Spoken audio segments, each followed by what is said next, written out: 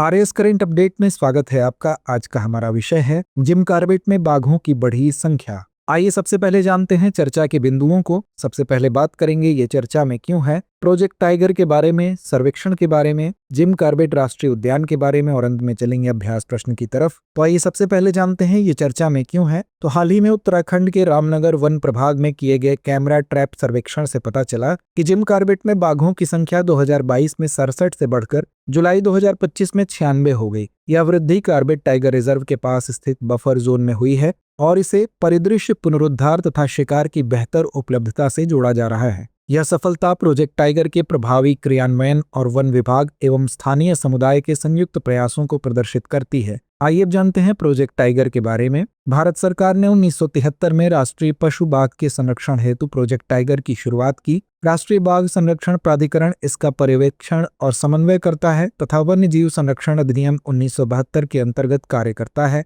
NTCA के क्षेत्रीय कार्यालय बेंगलुरु, गुवाहाटी और नागपुर में स्थापित किए गए हैं। प्रारंभ में 9 बाघ अभयारण्य थे जो अब बढ़कर 18 राज्यों में 51 हो गए हैं। बाघ अभयारण्यों का प्रबंधन कोर बफर रणनीति पर आधारित है। बता दें कि कोर क्षेत्र राष्ट्रीय उद्यान या वन्यजीव अभयारण्य के रूप में सुरक्षित है, जबकि बफर क्षेत्र बहुउपयोगी क्षेत्र है। आइए अब जानते हैं जिम कॉर्बेट राष्ट्रीय उद्यान के बारे में। कॉर्बेट टाइगर रिजर्व की स्थापना मूल रूप से 1936 में हैली नेशनल पार्क के रूप में हुई थी, जो भारत का पहला राष्ट्रीय उद्यान है। वर्ष 1956 में इसका नाम महान शिकारी से संरक्षणवादी बने जिम कॉर्बेट के नाम पर रखा गया, जिन्होंने इसके संरक्षण में अहम भूमिका निभाई। यह उत्तराखंड के नैनीताल जिले में 1288.31 वर्ग किलोमीटर क्षेत्र में फैला है और इसमें पहाड़, नदी तटीय क्षेत्र, घास भूमि तथा बड़ा जलाशय शामिल हैं। यहाँ की ऊंचाई 1300 से 4000 फीट के बीच है और यह उप हिमालयी पारिस्थितिक विशेषताओं से भरपूर है। टाइगर रिजर्व में 617 पादप प्रजातियां, 50 स्तनधारी, 580 पक्षी और 25 सरीसृप पाए जाते हैं। यह दुनिया में बाघों के सर्वाधिक घनत्व के लिए प्रसिद्ध है।